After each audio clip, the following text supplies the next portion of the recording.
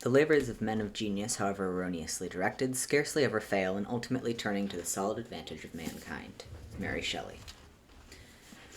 The Navidson record actually contains two films. The one Navidson made, which everyone remembers, and the one he set out to make, which very few people ever detect. While easily overshadowed by the finished film, the filmmaker's original intentions provide an early context in which to view the peculiar properties of the house later on. In many ways, the opening of the Navidson record, shot back in April of 1990, remains one of the more disturbing sequences because it so effectively denies itself even the slightest premonition of what will soon take place on Ash Tree Lane. Not once during those initial minutes does Navidson indicate he knows anything about the impending nightmare he and his entire family are about to face. He is wholly innocent, and the nature of the house, at least for a little while, lies beyond his imagination, let alone his suspicions. Of course, not everyone remains in accordance with this assessment. Dr. Isaiah Rosen believes Navidson's a fraud from frame one, and his early posturing puts the entire work at risk. Footnote 10. Isaiah Rosen, Ph.D., Flawed Performances, a consideration of the actors in the Navidson Opus, Baltimore, Eddie Hapax Press, 1995, page 73. Rosen assumes the beginning is just a case of bad acting, performed by a man who has already envisioned the rest of the film. Consequently, Rosen seriously undervalues the importance of Navidson's initial attentions. All too often, major discoveries are the unintended outcome of experiments or explorations aimed at achieving entirely different results. In Navidson's case, it is impossible to disregard his primary goal, especially since it served as progenitor, or at least the very near origin, to all that followed. Rosen's presumptions, footnote 11, not the first and definitely not the last time Zampano implies that the Navidson record exists, lead him to dismiss the cause for the result, therefore losing sight of the complex and rewarding relationship which exists between the two. It's funny, Navidson tells us at the outset. I just wanted to create a record of how Karen and I bought a small house in the country and moved into it with our children. Sort of see how everything turns out. No gunfire, famine, or flies, just lots of toothpaste, gardening, and people stuff. Which is how I got into the Guggenheim Fellowship and the NEA Media Arts Grant. Maybe because of my past, they're expecting something different, but I just thought it would be nice to see how people move into a place and start to inhabit it, settle in, maybe put down roots, interact, hopefully understand each other a little better. Personally, I just wanted to create a cozy little outpost for me and my family, a place to drink lemonade on the porch and watch the sunset. Which is almost literally how the Navidson record begins, with Will Navidson relaxing on the porch of his small, old-style heritage house, enjoying a glass of lemonade, watching the sun turn the first few minutes of daytime into gold. Despite Rosen's claim, nothing about him seems particularly devious or false, nor does he appear to be acting. In fact, he is a disarmingly pleasant man, lean, attractive, slowly edging through his 40s. Footnote 12. In his article Years of Those in the New Republic, volume 213, November 20th, 1995, pages 33 to 39, Helmut Karenczak puts Navidson's age at 48. Determined once and for all to stay in and explore the quieter side of life. At least initially he succeeds, providing us with pristine glimpses of the Virginia countryside, the rural neighborhood, purple hills born on the fringe of night, before moving past these establishing shots and focusing more closely on the process of moving into the house itself. Unrolling pale blue oriental rugs, arranging and rearranging furniture, unpacking crates, replacing light bulbs, and hanging pictures, including one of his own prize-winning photographs. In this way, Navidson not only reveals how each room is occupied, but how everyone has helped apply his or her own personal texture. At one point, Navidson takes a break to interview his two children. These shots are also impeccably composed, son and daughter bathed in sunlight, their warmly lit faces framed against a cool backdrop of green lawn and trees. His 5-year-old daughter, Daisy, approves of the new house. It's nice here, she giggles shyly, though she is not too shy to point out the absence of stores like Bloomingdale's. Chad, who is 3 years older than Daisy, is a little more self-conscious, even serious. Too often his response has been misread by those aware of the film's ending. It's important to realize, however, that at this point in time, Chad has no sense what the future holds. He's merely expressing anxieties natural for a boy his age who has just been uprooted from his home in the city and deposited in a vastly different environment. As he tells his father, what he misses most is the sound of traffic. It seems the noise made by trucks and taxicabs created for him a kind of evening lullaby. Now he finds it difficult to fall asleep in the quiet. "What about the sound of crickets?" Navidson asks. Chad shakes his head. "It's not the same. I don't know. Sometimes it's just silent. No sound at all." "Does that scare you?" Chad nods. "Why?" asks his father. "It's like something's waiting." "What?" Chad shrugs. "I don't know, Daddy. I just like the sound of traffic." Footnote 13. The question of lengthy narrative descriptions in what is purportedly a critical exegesis is addressed in Chapter 5, footnote 67. Ed. Of course, Navidson's pastoral take on his family's move hardly reflects the far more complicated and significant impetus behind his project, namely, his foundering relationship with longtime companion Karen Green. While both have been perfectly content not to marry, Navidson's constant assignments abroad have led to increased alienation and untold personal difficulties. After nearly 11 years of constant departures and brief returns, Karen has made it clear that Navidson must either give up his professional habits or lose his family. Ultimately, unable to make this choice, he compromises by turning reconciliation into a subject for documentation. None of this, however, is immediately apparent. In fact, it requires some willful amnesia of the more compelling sequences ahead if we are to detect the subtle valences operating between Will and Karen. Or, as Donnie York phrased it, the way they talk to each other, the way they look after one another, and of course, the way they don't. Footnote 14, Donnie York's In Twain, in Red Book, volume 186, January 1996, page 50. Navidson, we learn, began his project by mounting a number of high 8s around the house and equipping them with motion detectors to turn them on and off whenever someone enters or leaves the room. With the exception of the 3 bathrooms, there are cameras in every corner of the house. Navidson also keeps on hand 2 16mm Arriflexes and his usual battery of 35mm cameras. Nevertheless, as everyone knows, Navidson's project is pretty crude. Nothing, for instance, like the constant eye of CCTV cameras routinely installed in local banks, or the lavish equipment and multiple camera operators required on MTV's Real World. The whole effort would seem very home movie-ish at best, were it not for the fact that Navidson is an exceptionally gifted photographer who understands how 1/60th of a second can yield an image no more than 24 hours of can yield an image worth more than 24 hours of continuous footage. He is not interested in showing all of the coverage, or attempting to capture some kind of Catholic or otherwise mystical view. Instead, he hunts for moments, pearls of the particular, an unexpected phone call, a burst of laughter, or some snippet of conversation which might elicit from us an emotional spark, and perhaps even a bit of human understanding. More often than not, the near wordless fragments Navidson selects reveal what explication could only approximate. 2 such instances seem especially sublime, and because they are so short and easy to miss, it is worth reiterating their content here. In the first one, we see Navidson climbing to the top of the stairs with a crate full of Karen's things. Their bedroom is still cluttered with lamps and bubble wrap and assorted unpacked suitcases and garbage bags full of clothes. Nothing hangs on the walls. The bed is not made. Navidson finds some room on top of a bureau to set down his load. He's about to leave when some invisible impulse stops him. He takes Karen's jewelry box out of the crate, lifts the hand-carved horn lid, and removes the inner tray. Unfortunately, whatever he sees inside is invisible to the camera. When Karen walks in carrying a basket stuffed with bed sheets and pillowcases, Navidson has already turned his attention to an old hairbrush lying next to some perfume bottles. "What are you doing?" she immediately asks. "This is nice," he says, removing a big clump of her blonde hair from the tines and tossing it into the wastebasket.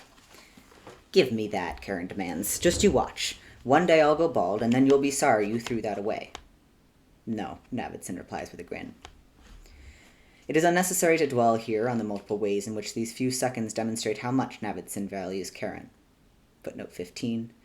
See The Heart's Device by Frances Lederstahl in Science, volume 265, August 5th, 1994, page 741. Joel Walkin's The Jewelry Box, Perfume and Hair in Mademoiselle, volume 101, May 1995, pages 178 to 181. As well as Hardy Titanic's more ironic piece, Adult Letters and Family Jewels, The American Scholar, volume 65, spring 1996, pages 219 to 241. except to highlight how, despite his sarcasm and apparent disregard for her things, the scene itself represents the exact opposite. Using image and exquisitely controlled edits, Navidson has, in effect, preserved her hair, called into question his own behavior, and perhaps in some ways contradicted his own closing remark, which, as Samuel T. Glade has pointed out, could refer to either watch, bald, or sorry, or all three. Footnote 16, Samuel T. Glade's Omens and Signs in Notes from Tomorrow, editor Lisbeth Bailey, Delaware, Tama Essay Publications, 1996. Even better, Navidson has permitted the action and subtlety of the composition to represent the profound sentiments at work, without the molestations of some ill-conceived voiceover or manipulative soundtrack. In keeping with this approach, the second moment also does without explanations or disingenuous musical cues. Navidson simply concentrates on Karen Green. Once a model with a Ford agency in New York, she has since put behind her life of Milan fashion shoots and Venetian masks in order to raise her 2 children. Considering how beautiful she appears on the dreadful Hi-8 tapes, it is hardly surprising editors frequently relied on slides of her pouty lips, high cheekbones, and hazel eyes to sell their magazines. Early on, Navidson gave Karen a Hi-8, which he asked her to treat like a journal. Her video entries, which Navidson promised to view only after the film was shot, and then only if she agreed, reveal a 37-year-old woman who worries about leaving the city, growing old, keeping trim, and staying happy. Nevertheless, despite their purely confessional content, it is not a journal entry, but rather an unguarded moment captured on one of the house Hi-8s that demonstrates Karen's almost bewildering dependence on Navidson. Karen sits with Chad and Daisy in the living room. The children are in the midst of a candle-making project which involves several empty egg cartons, a dozen long lengths of wick, a bucket of plaster of Paris, and a jar full of crystal wax. Using a pair of red-handled scissors, Daisy cuts the wicks down to 3-inch pieces, then presses them down into an egg cup, which Chad in turn fills with a layer of plaster, followed by a layer of the tiny wax beads. The result is some kind of candle with plenty of goop to go around it, most of it ending up on the children's hands. Karen helps brush the hair out of her daughter's eyes, lest she try to do it herself and end up smearing plaster all over her face. And yet, even though Karen keeps Chad from overfilling the molds, or Daisy from hurting herself for the scissors, she still cannot resist looking out the window every couple of minutes. The sound of a passing truck causes her to glance away. Even if there is no sound, the weight of 100 seconds always turns her head. Though clearly a matter of opinion, Karen's gaze seems just as lost as it is surfeit with love and longing. Footnote 17, Max C. Garton's 100 Looks, in Vogue, Volume 185, October 1995, page 248. The reasons are in part answered when at last Navidson's car pulls into the driveway. Karen hardly attempts to contain her relief. She instantly dashes up from the mini candle factory and leaps from the room. Seconds later, no doubt thinking better of herself, she returns. Daisy, hold off using the scissors until I get back. Mommy, Daisy shrills. You heard what I said, Chad. Keep an eye on your sister. Mommy, Daisy squealing even louder. Daisy, Mommy also wants you to look after your brother. This seems to appease the little girl, and she eventually settles down, smugly eyeing Chad even as she continues to snip wicks. Strangely enough, by the time Karen reaches Navidson in the foyer, she has quite effectively masked all of her eagerness to see him. Her indifference is highly instructive, in that peculiar contradiction that serves as connective tissue in so many relationships. It is impossible to see that she loves Navidson almost as much as she has no room for him. The water heater's on the frists, she manages to say. When did that happen? She accepts a brief kiss. I guess last night. Footnote 18. I got up to take a shower this morning, and guess what? No fucking hot water. A pretty evil discovery, especially when you're depending on that watery wake-up call, me being massively dehydrated from a long night drunk, my road dog Lude and I winged our way onto last night. As I'm remembering it now, we somehow ended up at that joint on Pico, and soon thereafter found ourselves in conversation with some girls wearing black cowboy hats, supposedly lost in their own private blend of brain-hatching euphoria, thank you, herbal ecstasy, prompting us to put on a little verbal ecstasy on them, which would, as it turned out, ultimately lead them giggling into the night. I've forgotten now what exactly we did to get the whole thing rolling. I think Lude started giving one of them a trim, whipping out his scissors, which he always has on hand. Like old gunslingers, I guess, always had on hand their Colts. There he goes, snipping locks and bangs, doing a great fucking job, too, but hey, he's a pro. And all of it in the dark, too, on the bar stool, surrounded by dozens of who knows who, fingers and steel clicking away tiny bits of hair spitting off into the surrounding turmoil. The girls aren't all nervous until they see he really is the shit. And then they're immediately chirping, "Me next, do me," which is too easy to remark upon. So instead, Lude and I remark upon something else, which, this time round, is all about some insane adventure I supposedly had when I was a pit boxer. Mind you, I'd never heard that term before, nor had Lude. Lude had just made it up, and I went with it. "Ah, come on, they don't want to hear about that," I said, with about as much reluctance as I could reasonably feign. "No, Haas, you're wrong," Lude insisted. "You must." "Very well," I said, starting then to recall for everyone how, at the lonely age of 19, I had climbed off of a barge in Galveston. "Actually, I escaped," I improvised. "See, I still owed my crazy Russian captain $1,000 for a wager I'd lost in Singapore. He wanted to murder me, so I practically had to run the whole way to Houston." "Don't forget to tell them about the birds," Lude winked. He was just throwing shit at me, something he loved doing, keeping me on my toes. "Sure," I mumbled, stretching for an explanation. This barge I'd been on was loaded with dates and pounds of hash, and an incredible number of exotic birds, all of it, of course, illegal to transport. What did I know? Didn't exactly affect me. And anyway, I wasn't sticking around. So I reached Houston, and the first thing that happens, some twerp comes up and tries to rob me. Lude frowned. He clearly wasn't pleased with what I had just done to his birds. I ignored him and continued. "This guy just walked straight over to me and told me to give him all his money. Give him all my money. I didn't have a dime on me, but it wasn't like this Weasley son of a bitch had a weapon or anything, so I slugged him, and down he went. But not for long. A second later he pops up again, and you know what? He's smiling. And then this other guy joins him, much bigger, and he was smiling too and shaking my hand, congratulating me. They'd been searching all day for a pit boxer. Pay was $200 a night, and apparently I had just made the grade. This Weasley son of a bitch was the head interviewer. His partner referred to him as Punching Bag. By now the girls were crowding around me and Lude, sucking down more drinks, and all in all falling into the rhythm of the story. Carefully I led them through that first night, describing the ring with its dirt floor surrounded by hordes of folk come to bet a few dollars and watch guys hurt. Hurt themselves, hurt someone else. Gloves were not an option in this kind of fighting. Miraculously, I made it through alive. I actually won my first 2 fights. A couple of bruises, a cut cheek, but I walked away with $200, and Punching Bag forked for ribs and beer, and even let me crash on his couch. Not bad. So I continued. In fact, for a whole month, I did this twice a week. "See the scar on his eyebrow there?" Lude pointed, giving the girls one of those all-knowing, completely over-the-top nods. "Is that how you broke your front tooth, too?" a girl with a ruby pin in her cowboy hat blurted out, though as soon as she said it, I could see she felt bad about mentioning my busted incisor. "I'm getting to that," I said with a smile.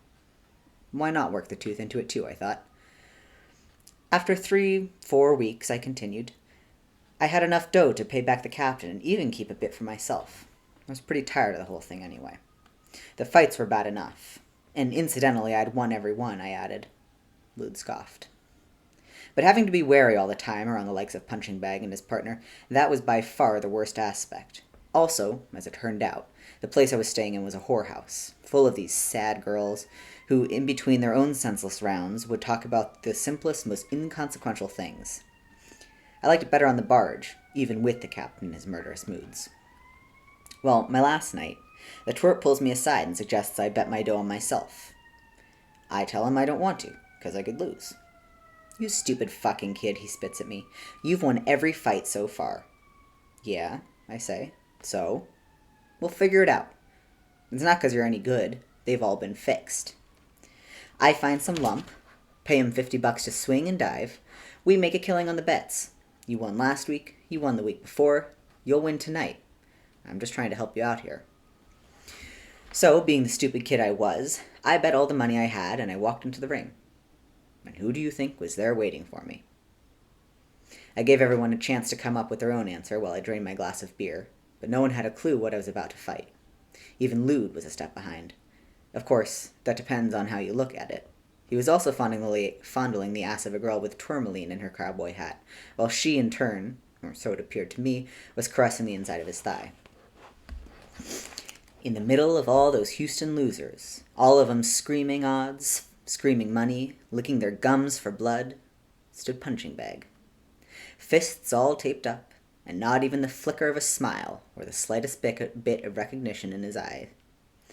Boy, let me tell you, he turned out to be a mean-spirited, remorseless son of a bitch. That first night, he knocked me down twice. The second round, I almost didn't get up. All month long, he and his partner had been boosting the numbers on me, so that when Punching Bag, and at this point he was in the long shot, slaughtered me, they'd walk away with a small fortune. Or run. Me, though, a dumb 19-year-old who'd wandered into Galveston after 3 months at sea, I was going to lose my money and wind up in a hospital. Maybe worse. Since the fights were just 3 rounds long, I only had one more left to do something. His partner threw a bucket of ice water in my face and told me to crawl out there and get it over with. As I wobbled to my feet, I shook my head, and saying it loud enough so he could hear me, but not loud enough that he'd think I was selling something, I said it was all too bad, because I'd been planning to use my money to buy a shipment of some stuff worth at least 1,000% on the street. Well, the next round, last round I should say, Punching Bag broke my tooth. I was out. They'd both originally planned to ditch me, but my little gambit had worked. After what the partner had heard me say, they dragged me along, dumped some whiskey in me in their truck, and then started grilling me about that stuff I'd been babbling about, trying to find out what was worth 1,000%. Now, I was in a bad way, more than a little afraid that they'd do something really evil if they found out I'd been bullshitting them. Still, if I stayed in Houston, I'd probably be lynched by the betters who by now had figured out something was sour, which could only mean one thing to them: all explanations to the grave. Punching Bag and his partner and me were to blame. I had to think fast, and besides, I still wanted my money back, so... By now even Lude was hooked. They all were. The girls all engrossed me and smiling and still shimmying closer, as if by maybe touching me they could find out for sure if I was real. Lude knew it was pure crap, but he had no clue where I was heading, and to tell you the truth, neither did I. So I took my best shot. I pointed them to the barge. I hadn't figured out what I'd do once we got there, but I knew the ship was leaving with the tide early in the morning, so we had to hurry. Luckily, we arrived in time, and I immediately went off to find the captain, who, as soon as he saw me, grabbed me by the throat.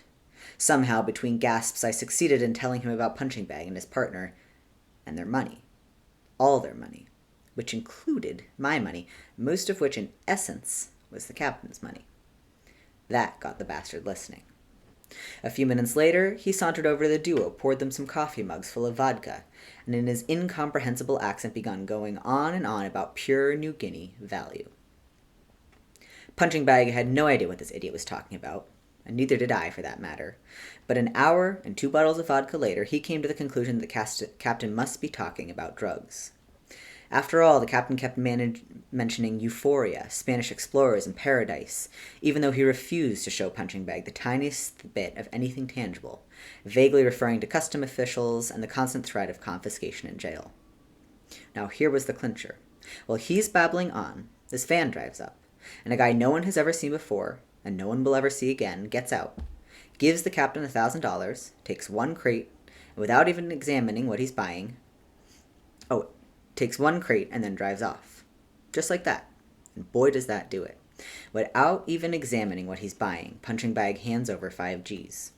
The captain, keeping his word, immediately loads 5 crates into the back of Punching Bag's truck. I'm sure the twerp would have inspected them right on the spot, except suddenly, in the distance, we all start hearing police sirens, or harbor patrol sirens, or some such shit. They weren't after us, but Punching Bag and his partner still got spooked, and they took off as fast as they could. Even after we got out to sea, the captain was still laughing. I wasn't, though. The bastard wouldn't give me any of my money. By his way of thinking, and him explaining this to me in that incomprehensible accent of his, I owed him for saving my life. Not to mention transporting my sorry ass all the way to Florida, where I finally did end up going, nearly dying in a cold water place called the Devil's Ear, which is an altogether different story. Still, It wasn't so bad, especially when I think now and then about Punching Bag and his partner. I mean, I wonder what they did, what they said, when they finally tore open all of those crates and discovered all those fucking birds. Over 50 birds of paradise. A few months later, I did read somewhere how Houston police had busted 2 known felons trying to unload a bunch of exotic birds at a zoo. Which is pretty much how that story ended. Or at least the story I told last night. Maybe not verbatim, but close. Unfortunately, nothing happened with the girls. They just ran off, giggling into the night. No digits, no dates, not even their names. Leaving me feeling dumb and sad. A bit like a broken thermos. Fine on the outside, but on the inside, nothing but busted glass. And why I'm going on about any of this right now is beyond me. I've never even seen a bird of paradise, and I sure as hell would have never boxed or been on a barge. In fact, just looking at the story makes me feel a little queasy all of a sudden. I mean, how fake it is. Just sorta doesn't sit right with me. It's like there's something else, something beyond it all. A greater story still looming in the twilight, which for some reason I'm unable to see. Anyway, I didn't mean to wander into all of this. I was telling you about the shower, and that's what I wanted to deal with. As you probably know, finding out there's no warm water is particularly unpleasant discovery because it's not something you figure out immediately. You have to let the water run a while, and even though it remains icy, part of you still refuses to believe it won't change, especially if you wait a little longer or you open up the valve a little more. So you wait, and no longer how many minutes run by, you still see no steam, you still feel no heat. Maybe a cold shower would have been good for me. The thought crossed my mind, but I was already too freezing to try for a quick one. I don't even know why I was freezing. It was pretty warm in the place, even warmer outside. Not even my big brown corduroy coat helped. Later, I spotted some workers in back tackling the water heater. One of them, snorting on a dirty handkerchief covered in tats, Manson crucified on his back, told me it would be fixed by evening. It's not. Now, I'm sure you're wondering something. Is it all coincidence that this cold water predicament of mine also appears in this chapter? Not at all. Zampano only wrote heater. The word water back there. I added that. Now there's an admission, eh? Hey, that's not fair, you cry. Hey, fuck you, I say. Wow, I am mad right now. Clearly a nerve's been hit somewhere, but I don't know how, why, or by what. I sure don't believe it's because of some crummy made-up story or a lousy water heater. Can't follow the feeling. If only any of it were true. I mean, we'd all be so lucky to wind up a punching bag and still find our crates full of birds of paradise. No such luck with this crate. Let the cold water run. It's got to warm up eventually. Right? What both of these moments reveal is how much Will and Karen need each other, and yet how difficult they find handling and communicating those feelings. Unfortunately, critics have been less than sympathetic. Following the release of the Navidson record, neither Karen nor Navidson's reputation escaped unscathed. Karen, in particular, was decimated by a vituperous stream of accusations from the tabloids, reputable reviewers, and even an estranged sister. Leslie Buckman blows high the roof beams when she calls Karen Green a cold bitch, plain and simple. A high-fashion model not much smarter than Radiator, who grew up thinking life revolved around club owners, cocaines, and credit card limits. Watching her burble on about her weight, her children, or how much she needs Navidson makes me want to retch. How can she say she loves a man when she's incapable of anything so remotely resembling commitment? Did I say she was a cold bitch? She's also a slut. Footnote 19. Lie Lexicon and Feminine Wiles by Leslie Buckman. Published in All in the Name of Feminism, a collection of essays. Editor Nadine Mustafer. Cambridge, Massachusetts. Schramm Press, 1995.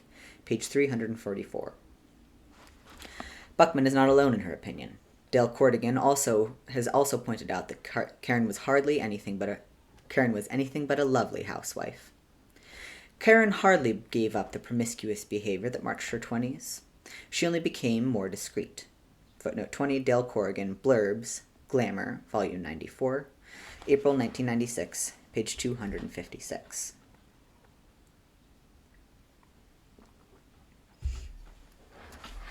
In retrospect, the rabid speculation over Karen's infidelities also seems driven by a principally sexist culture, especially since so little attention was paid to Navidson's role in their relationship.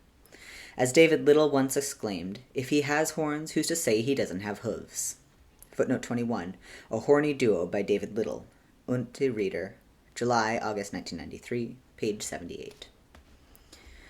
Fortunately, unlike the biased treatment offered by the media, Navidson does not hesitate to constantly include in his film evidence of his own failings. In fact, as of late, many have called into question the accuracy of this self-portrait, observing that Navidson may have gone too far out of his way to cast himself in a less than favorable light. Footnote 22, Ascension Gerson's The Vanity of Self-Loathing, in Collected Essays on Self-Portraiture, editor Haldor Nervine, Honolulu, University of Hawaii Press, 1995, page 58. Not only does Navidson reveal through Karen, Chad, and Daisy how he spent the last decade perfecting a career in distance, or taking off on a moment's notice to shoot Alaskan fishing boats was something his family just had to accept, even if that 3-day trip slowly evolved into weeks and even months. He also, by way of the film, admits to carrying around his own alienating and intensely private obsessions. As it turns out, though, the first hint concerning these dark broodings does not come from him, but from Karen. Navidson's early High 8 journal entries are so easy and mild, they rarely, if ever, allude to deeper troubles. Only Karen, staring straight into that little lens, brings up the problem. He's mentioned Delisle again, she says in an extremely clipped tone. I've warned him if he's not going to tell me who she is, he had better not bring her up. Part of the Smooth South is supposed to be about putting the past and all of that behind us. He's been pretty good, but I guess he can't control his dreams. Last night I wasn't sleeping very well. I was cold. It's the middle of May, but I felt like I was lying in a freezer. I got up to get a blanket, and when I came back, he was talking in his sleep. Delisle. Just like that. Out of the blue. And I'm certain because he said her name twice. Almost shouted it. As it turns out, Karen was not the only one who had been kept in the dark about Delisle. Even friends and fellow photojournalists who had heard Navidson use the name before never received any sort of explanation. No one had any idea who she was, or why she haunted his thoughts and conversations like some albatross. Footnote 23. Since the revelation, there has been a proliferation of material on the subject. Chapter 19 deals exclusively with the subject. See also Chris Ho's What's in a Name? Afterimage, Volume 31, December 1993. Dennis Stake's Delisle, Indianapolis, Betonschweitel Press, 1995. Jennifer Capps' Delisle, Beatrice, and Dulcina. Dulcina or Dulcina? Englewood Cliffs, New Jersey, Thumos, Inc., 1996. Lester Bremen's 'Tis But a Name, in Ebony, Number 6, May 1994, page 76, and Tab Fulrest's Ancient Devotions, Berkeley, University of California Press, 1995. That said, while the first sequence certainly hints at a number of underlying tensions in the Navidson Green family, all brought into relief by this chapter, it is crucial not to lose sight of the prevailing sense of bliss still evoked in those opening minutes. After a couple of nights, Chad no longer has trouble sleeping. After a couple of days, Daisy's nipped finger heals. The heater is easily repaired. Even both parents enjoy a private moment where their hands can playfully lock and interlock. Will finally putting his arm around Karen as she, letting out a heart-stirring sigh, rests her head on his shoulder. In fact, it is rare to behold such radiant optimism in anything these days, let alone in films, each frame so replete with promise and hope. Navidson clearly cherishes these bucolic, near-idyllic impressions of a new world. Of course, nostalgia's role in shaping the final cut must not have been forgotten, especially since within a year these pieces were all Navidson had left. Karen and the children, a mere blur racing down the staircase. The pointillism of their pets' paw prints caught on the dew-covered lawn, or the house itself, an indefinite shimmer sitting quietly on the corner of Saugeth and Ash Tree Lane, bathed in afternoon light. Let's see how long 3 is. Chapter 3. It is no accident that the photographer becomes a photographer any more than the lion tamer becomes a lion tamer. Dorothea Lange. The second is Hebrew from Exodus 3:11. Footnote 24.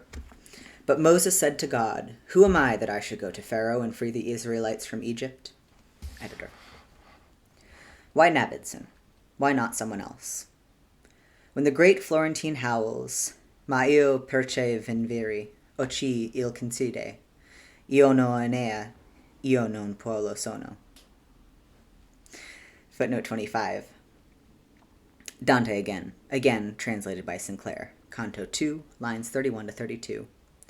But I, why should I go there, and who grants it? I am not Aeneas, I am not Paul. A question I'm often asking myself these days, though not the Aeneas Paul part. The simple answer I know. Lude woke me up at 3 in the morning to check out some dead guy's stuff. Of course, it's not really all that simple. Typically, when Lude calls me late at night, it's because there's some party he wants to hit. He's the kind of guy who thinks Sublime is something you choke on after a shot of tequila. Maybe he's right. Not that this matters. Someone once told me Lude's real name is Harry. Maybe he did? Though no one I know has ever called him that. Lude knows every bar, club, and gatekeeper at every bar and club. Hollywood has always been mother's milk to Lude, mother's tongue, whatever. Unlike me, he never needs to translate, interpret, or learn in L.A. He knows.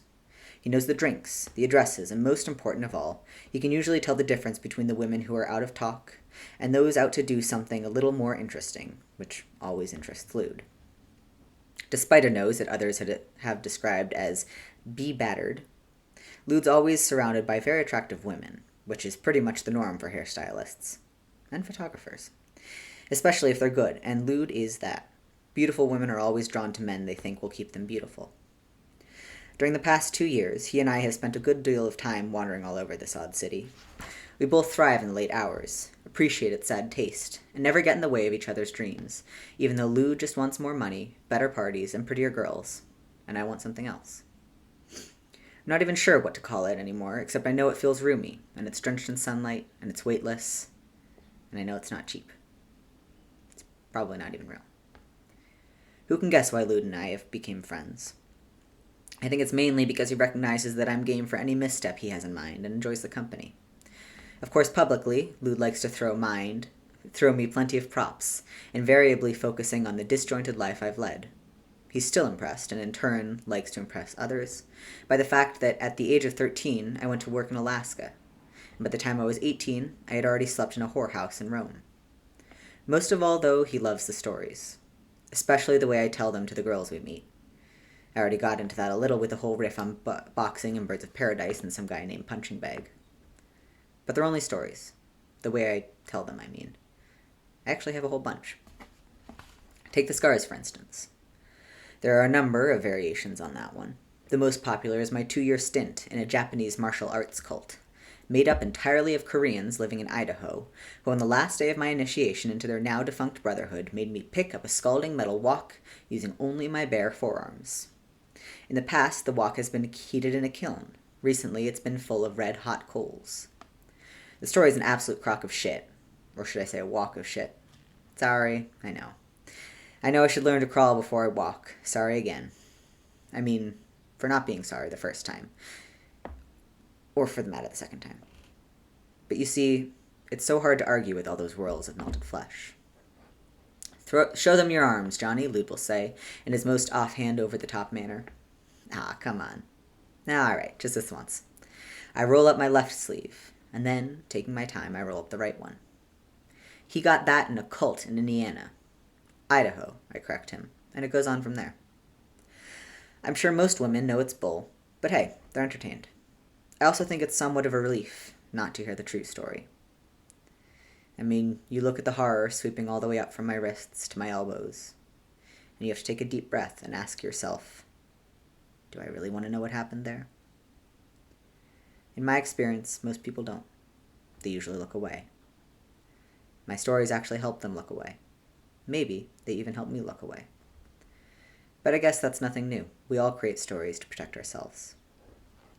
It's March now, late March. 3 months have gone by since Lude called me that night. 3 months since I dragged away a black, unremarkable, paint-spattered trunk, which I as quickly found out was one of those old Cedar Line jobbers, built in Utica, New York, special thanks to the C.M. Clapp Company. complete with rusted latches, rotting leather handles, and a lifetime of discretions and disappointments. To date, I've counted over 200 rejection letters from various literary journalists, publishing houses, even a few words of discouragement from prominent professors in East Coast universities. No one wanted the old man's words, except me. What can I say? I'm a sucker for abandoned stuff, misplaced stuff, forgotten stuff. Any old stuff which, despite the light of progress and all that, still vanishes every day like shadows at noon, going unheralded, passings unmourned. You get the drift. As a counselor once told me, a counselor for disaffected youth, I might add, you like that crap because it reminds you of you. Couldn't have put it better or more bluntly. I don't even disagree with it either. Seems pretty dead on and probably has almost everything to do with the fact that when I was 10, my father died, and almost 9 years later, my crazy Shakespearean mother followed him. A story I've already lived, and I really don't need to retell here. Still, for whatever reason, and this my counselor for disaffected youth could never explain, accepting his analysis hardly altered the way I felt. I just glanced over at the trunk. The first time I saw it, when I discovered what was inside, it appalled me, like I was staring at the old guy's corpse. Now it's just a trunk. Of course, I also remember thinking I was going to toss it by the end of the week. That was before I started reading. Long before I started putting it all together. This is still the simple answer. I guess the complicated one I don't feel like getting into. Homer's rival calls him a coward and orders him to get moving because the powers above had already taken a personal interest in his salvation. For Hell's cartographer, the answer is mildly satisfying. For Navidson, however, there is no answer at all. During exploration number 4, he even asks aloud, "How the fuck did I end up here?" The house responds with resounding silence. No divine attention. Not even an aromatic guide. Some have suggested that the horrors Navidson encountered in that house were merely manifestations of his own troubled psyche. Dr. Ivan Van Polet, in his book The Incident, claims the entire house is a physical incarnation of Navidson's psychological pain. I often wonder how things might have turned out if Will Navidson had, how shall we say, done a little bit of house cleaning. Footnote 26. Regrettably, Pollett's proclivity to pun and write jokes frequently detracts from his otherwise lucid analysis. The Incident, Chicago, Adlai Publishing, 1995, page 108, is a remarkable example of brilliant scholarship and exemplary synthesis of research and thought. There are also some pretty good illustrations. Unfortunately, almost everything he concludes is wrong. While Pollett is not alone in asserting that Navidson's psychology profoundly influenced the nature of those rooms and hallways, few believe it conjured up that place. The reason is simple. Navidson was not the first to live in the house and encounter its peril. As the Navidsons' real estate agent, Alicia Rosenbaum, eventually revealed, the house on Ash Tree Lane has had more than a few occupants, approximately 0.37 owners every year, most of whom were traumatized in some way. Considering the house was supposedly built back in 1720, quite a few people have slept and suffered within those walls. If the house were indeed the product of psychological agonies, it would have to be the collective product of every inhabitant's agonies. It is no great coincidence, then, that eventually someone with a camera and a zest for the danger would show up in this mead hall and confront the terror at the door. Fortunately for audiences everywhere, that someone possessed extraordinary visual talents. Navidson's troubles may not have created the house, but they did ultimately shape the way he faced it. Navidson's child was fairly bleak. His father was a St. Louis salesman who worked for a string of large electronics corporations, shuttling his family around the Midwest every 2 or 3 years. He was also an alcoholic, and prone toward violent outbursts or disappearing for long periods of time. Footnote 27. Michelle Nadine Goetz recalls how, on one occasion, Navidson's father climbed up onto the hood of the family's recently purchased car, used a thermos to crack up the windshield, then marched back into the kitchen, picked up a pan full of sizzling pork chops, and threw it against the wall. See the Guts interview, published in the Denver Post, May 14, 1986, B4. Terry Borowska, who used to babysit both brothers, remembers how every so often Navidson's father would vanish, sometimes for up to 5 weeks at a time, without telling his family where he was going or when he might return. Invariably, when he did come back, typically after midnight or early in the morning, sitting in his truck, waiting for them to wake up since he had either left his key or lost it, there would be a few days of warmth and reconciliation. Eventually, though, Tony Navidson would return to his own moods and his own needs, forcing Will and Tom to realize they were better off just trying to keep clear of their father. Sieborowska's interview published in the St. Louis Post-Dispatch, September 28, 1992, D3, Column 1. Navidson's mother was no better. She soon left them all to pursue a career as an actress, and eventually ended up living with a string of not-so-productive producers. Purportedly, in her own words, all she ever wanted to do was bring down the house. Navidson's father died of congestive heart failure, but his mother just vanished. She was last seen in a Los Angeles bar smoking cigarettes and talking about moonlight, and why you could find so much of it in Hollywood. Neither Will nor his twin brother Tom ever heard from her again. Footnote 28. A selection of personal interviews with Adam Zobel, Anthony Freed, and Anastasia Kuhlman. September 8th to 11th, 1994. Because the enormous narcissism of their parents deprived Will and Tom of suitable role models, both brothers learned to identify with absence. Consequently, even if something beneficial fortuitously entered their lives, they immediately treated it as temporary. By the time they were teenagers, they were already accustomed to a discontinuous lifestyle, marked with constant threats of abandonment and the lack of any emotional stability. Unfortunately, accustomed to here is really synonymous with damaged by. Footnote 28. Rita Mistopoulos, M.D., in her book Black Heart, Blue Heart, Provo, Utah, Brigham Young University Press, 1984, page 245, describes the seriousness of emotional deprivation. It is not difficult to understand how children who have suffered from malnutrition or starvation need food and plenty of care if their bodies are to ever recover so that they go on to lead normal lives. If, however, the starvation is severe enough, the damage will be permanent, and they will suffer physical impairments for the rest of their lives. Likewise, children who are deprived of emotional nurturing require care and love if their sense of security and self-confidence is to be restored.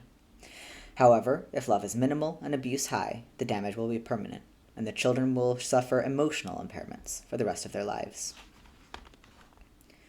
Perhaps one reason Navidson became so enamored with photography was the way it gave permanence to moments that were so often fleeting. Nevertheless, not even 10,000 photographers can secure a world, and so while Navidson may have worked harder, taken greater risks, and become increasingly more successful, he was ultimately misled in feeling that his labor could make up for the love he was deprived of as a child, and the ultimate sense of security that such love bestows. For this reason, we should again revisit Navidson on his porch, his gaze fixed, his delicate fingers wrapped around a glass of lemonade. "I just thought it would be nice to see how people move into a place and start to inhabit it," he calmly announces. "Settle in, maybe put down roots. Interact. Hopefully understand each other a little better. Personally, I just want to create a cozy little outpost for me and my family." A pretty innocuous and laconic rumination, and yet it contains one particularly nettlesome word. By definition, outpost means a base, military or other, which, while safe inside, functions principally to provide protection from hostile forces found on the outside.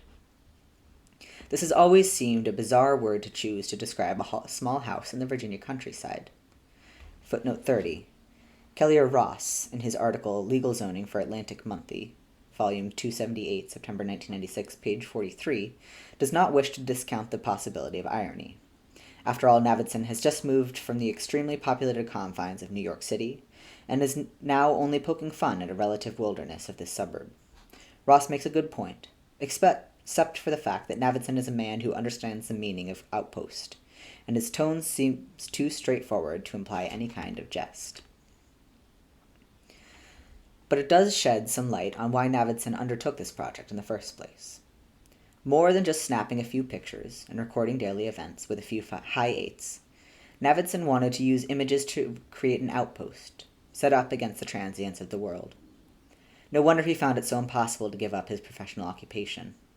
In his mind, abandoning photography meant submitting to loss. Therefore, we revisit our first two questions. Why Navidson? Considering the practically pre-Adamite history of the house, it was inevitable someone like Navidson would eventually enter those rooms. Why not someone else? Considering his own history, talent, and emotional background, only Navidson could have gone as deep as he did, and still have successfully brought that vision back. Footnote 31. Zampano. This chapter first appeared as The Matter of Why in LA Weekly, May 19th, 1994.